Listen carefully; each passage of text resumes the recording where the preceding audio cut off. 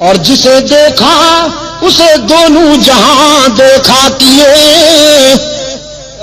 صدیقہ کائنات رضی اللہ تعالی عنہ افسردہ ہو کر اجازت لے کر اپنے باپ کے گھر آئیں، صدیق اکبر کے گھر آئیں، یہ سوچتے ہوئے کہ ماں کو درد دل سناؤں گی، باپ کے سامنے آنسو بہاؤں گی، لیکن فرماتی ہیں گھر پہنچی تو ماں بھی آنسو میں ڈوبی ہوئی ہے، باپ بھی قرآن کی تلاوت کرتے ہیں اور زارو قطار رو رہے ہیں۔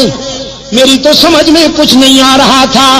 دیکھا منافقین کا پراپگنڈا کیسے کیسے معصوموں کو مبتلا کر دیتا ہے۔ فرماتی ہیں سمجھ میں کچھ نہیں آ رہا تھا کہ میرے گھر کیا قیامت ٹوٹ گئی۔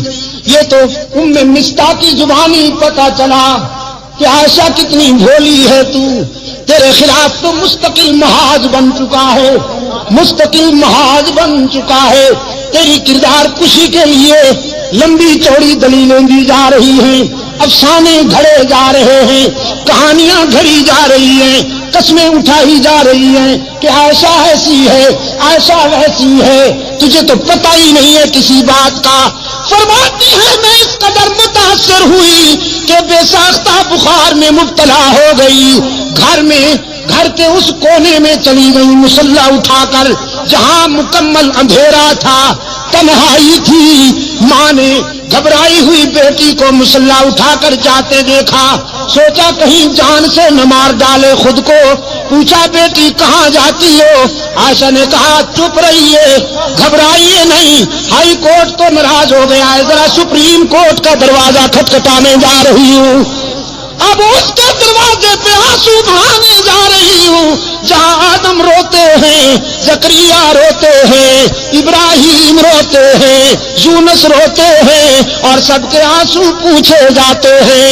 آج اس کے محبوب کی عائشہ بھی آنسو کا نذرانہ لے کر جا رہی ہے، اللہ کی عدالت میں اپیل کرنے جا رہی ہوں، میرے معبود میرے کردار کو کوئی اور جانے یا نہ جانے، لیکن تو میرے کردار کو بھی جانتا ہے، افکار کو بھی جانتا ہے۔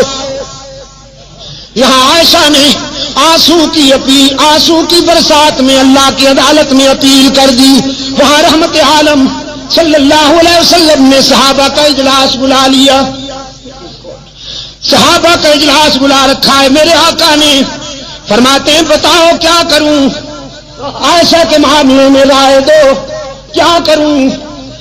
صحابہ رو رہے ہیں، کسی میں جرأت گفتار ہی نہیں، آنکھیں برس رہی ہیں، سسکیاں سنائی دیتی ہیں، آہوں کی آواز آتی ہے۔ رحمت عالم فرماتے ہیں بولو نا، عائشہ کے معاملے میں کیا کروں، لوگ ایسی ویسی باتیں کر رہے ہیں۔ ایک آواز آئی اللہ کے رسول اگر عائشہ سے آپ زیادہ ہی کبیدہ خاطر ہیں، اگر آپ کا دل زیادہ دکھ گیا ہے تو آزاد کر دیجئے۔